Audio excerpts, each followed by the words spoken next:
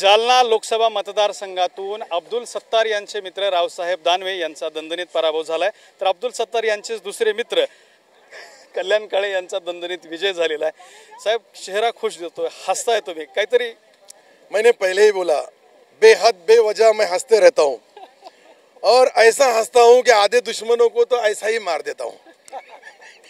तर मी तुम्हाला जे बोलू लागलो, मी रावसाहेब दानवेचा प्रचार केला, रावसाहेब दानवेला निवडून आणण्याचा प्रयत्न केला, परंतु सर्वसामान्य जनतेने आणि आमच्या काही कार्यकर्त्यांनी, मी जरूर कबूल करेल की आमच्या काही कार्यकर्त्यांनी त्यांच्या भावना दुखलेल्या होत्या। 2019च्या निवडणुकीचा थोडा त्याचा परिणाम मला दिसला आणि हे जे दिसताना मी जे बोलतोय, मी रावसाहेब दानवेचा युतीचा धर्म पाळला।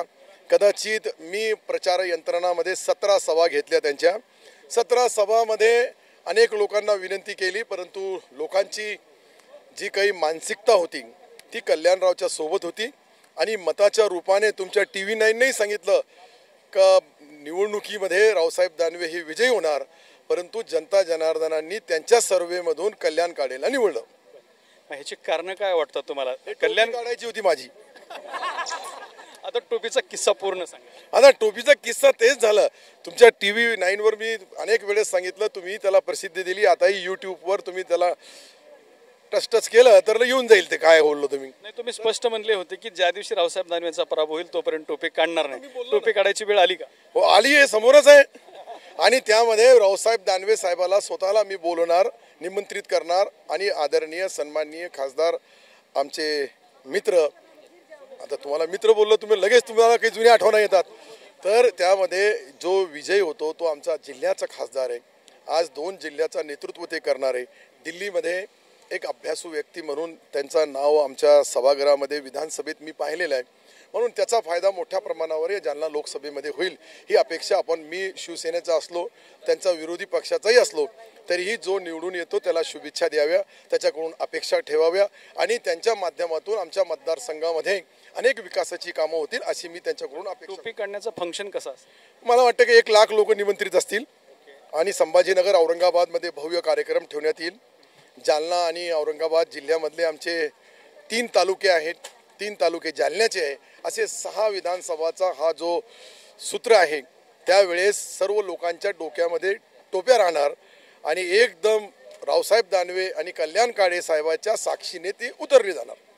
कल्याण काळे साहेब, तुमच्यासाठी प्रश्न आहे। अब्दुल सत्तार साहेबांचं म्हणजे कहीं पे निगाह है कहीं पे निशाणा, असं घडलं यावेळेला?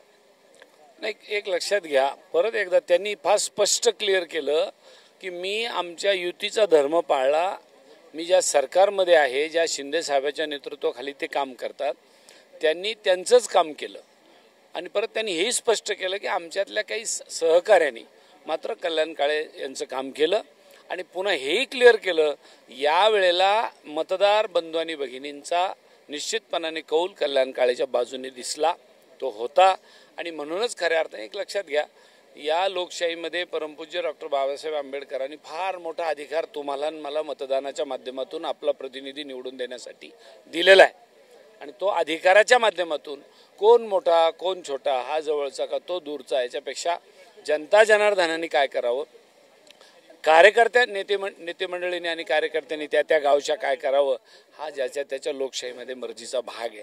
इथं कुणी कुणाला असं तू केलं पाहिजे असं म्हणू शकत नाही, हा लोकशाहीचा धर्म आहे आणि म्हणून सत्तार साहेबांनी अतिशय स्पष्ट केलंय की मी तर 17 सभा त्यांच्याच घेतल्या, पण तू मतदारांनी कोणाला मतदान करावं हे सत्तार साहेब त्याला बोट धरून, EVM मशीनचं बोट धरून कोणाचंही बटन दाबू शकतात का, ते त्यांनी स्पष्ट केलं आणि म्हणून जनता जनार्दनाने जो निर्णय, जो कौल दिला, त्या निमित्ताने आणि आज सिल्लोडला शनी महाराजांची जयंती होती, या कार्यक्रमाला मी आलो, सत्तार साहेब आले आणि तुम्ही वेळ साधली, त्याच्याबद्दल तुम्हालाही धन्यवाद देतो।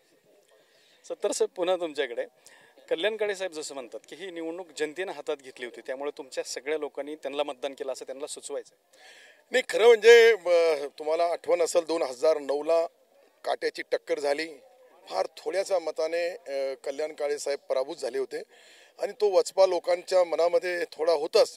ते सर्व संधीचा त्यावेळेपासून आत्तापर्यंत वेळ कधी येईल, काळ कधी येईल, कशा पद्धतीने येईल, लोकशाही ही आहे का प्रत्येक 5 वर्षाला मतदाराच्या समोर नेत्याला नतमस्तक व्हावं लागतं. डॉक्टर बाबासाहेब आंबेडकरांच्या घटनेप्रमाणे आम्हाला दिलेला अधिकार, टाटा, बिर्ला, अदानी, अंबानीला एकमताचा अधिकार, सामान्य गावामधला शेतकरी, शेतमजूर, गोर, गरीब, दलित, पीडित सर्व समाजाच्या लोकांना एकमताचा अधिकार, यासाठी त्या मताच्या जोरावर जनता जनार्दनांनी 2009 पासून जी त्यांचा खटका बसत नव्हता तो बसून टाकला.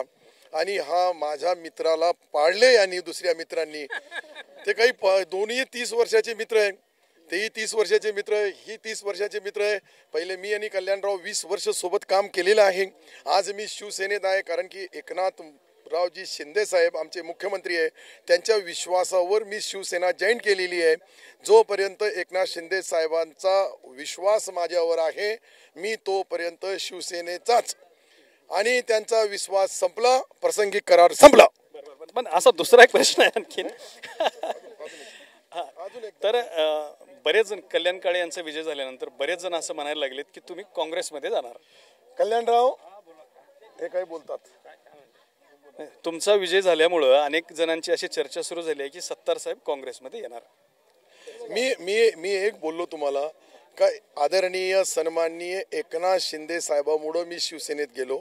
आज ते माझ्या राज्याचे प्रमुख आहेत, आमचे मुख्यमंत्री आहेत, आणि ते काम करणारा एक शेतकऱ्यांचा सुपुत्र आहेत.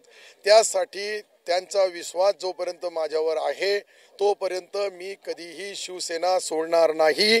आणि राहिला प्रश्न काँग्रेसचा, तर काँग्रेसचा प्रश्न ज्या वेळेस कल्याणराव आता राज्यामध्ये जे काही आता त्यांचे 13 खासदार निवडून आले, त्यामध्ये एक खासदार म्हणून त्यांचं नाव आहे. मला वाटतं का एक अनुभवी नेता म्हणून आहे ते. पुढच्या भविष्यामध्ये त्यांच्यासाठी माझ्या शुभेच्छा राहील की त्यांनी आपला पक्ष मजबूत करावं, मी शिवसेना मजबूत करावी, त्यांनी काँग्रेस मजबूत करावी, आणि भविष्यामध्ये जशी जशी प्रसंग येईल त्या पद्धतीने निर्णय होत जाईल. त्याची चिंता अजून तुम्ही करू नका. ही चिंता माझ्यापेक्षा जास्त कल्याणराव अभ्यासू आहे आणि आता नवनिर्वाचित खासदार आहे. बऱ्याच दिवसानंतर जिल्ह्याचं नेतृत्व करण्यासाठी त्यांना अनेक वर्ष संघर्ष करावं लागलं. ते जिल्हा काँग्रेस कमिटीचे मी अध्यक्षपद सोडल्यानंतर ते अध्यक्ष झाले. ते अध्यक्ष झाल्यानंतर त्यांनी काही असो परंतु संकटाच्या काळामध्ये काँग्रेसला जीवदान दिला, त्याला संजीवनी दिली, आणि विशेषतः राहुल गांधीने त्यांच्यावर विश्वास टाकला आणि विश्वास टाकून त्यांना जी उमेदवारी दिली नाना पटोले साहेबांनी, आणि त्याला जनता जनार्दनांनी साथ दिली. माझी इच्छा होती का 6व्या वेळेस सिक्सर बसावं, पण माझा चेंडू इतका अचूक नाही आहे का तो सिक्सरपर्यंत जाऊ शकतो, आणि सिक्स मारण्यामध्ये 5 रनापर्यंत मी सोबत होतो. 6ठ्या रनामध्ये रनआउट झाले. दुसरा एक त्यांच्यासाठी आता प्रश्न आहे. ते म्हणतात की तुम्ही तुमचा पक्ष मजबूत करावा, पण अब्दुल सत्तार काँग्रेसमध्ये जर आले तर काँग्रेस नक्कीच मजबूत होते. पण ते म्हणतात की माझा तिकडला प्रासंगिक करार जर संपला तर विषय पुढचा आहे, तर तुम्ही काय कराल? सत्तार साहेबांनी आत्ताच आपल्याला सांगितलं की आम्ही एकत्र येऊ या जालना लोकसभा मतदारसंघाच्या विकासासाठी म्हटले. तुम्ही जरा वेगळा अर्थ काढला त्याचा. पक्ष मजबूत करण्यासाठी सांगतो ना परत. ते तसंही पण म्हटले की मी माझी शिवसेना निश्चितपणाने मजबूत करणार आहे. कल्याणरावांनी त्यांचं काँग्रेस मजबूत करावी हेही सांगितलंय, आणि पुढे आगे आगे देखो होता है क्या. पण त्यांचा तिकडला प्रासंगिक करार संपल्यावर तुमचं दार उघडं असणार आहे का त्यांना? अरे दादा, तुम्ही एक लक्षात घ्या, सत्तार साहेब हे काँग्रेस पक्षाचे जुने ज्येष्ठ नेते होते, आजही आहे, आणि त्यांनी शिवसेना जॉईन केली त्यावेळेला ज्या घटनाक्रम घडला तो तुमच्या आमच्या सगळ्यांच्या समोर आहे. ज्या वेळेला सत्तार साहेबांनी एक अतिशय स्पष्टपणाने शब्द वापरला, जोपर्यंत माझ्यावर विश्वास एकनाथराव शिंदेचा आहे तोपर्यंत मी शिवसेनेतच आहे.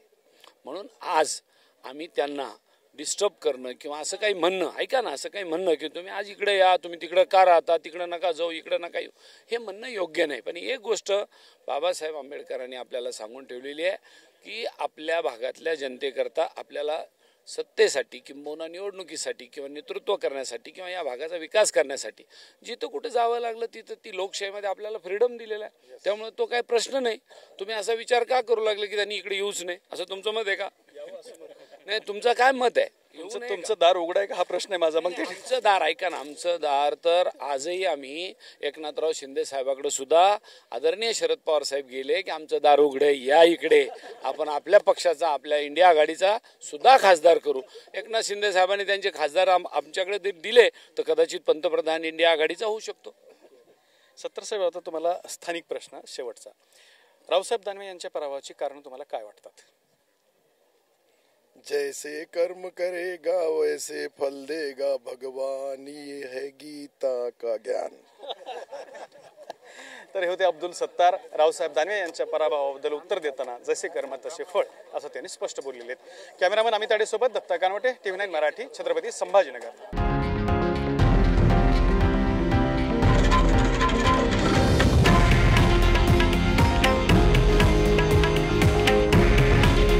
हे आहे देशातील नंबर 1 न्यूज नेटवर्क आणि आपण पाहत आहात TV9 मराठी. काळजी तुमची, हित महाराष्ट्राचं.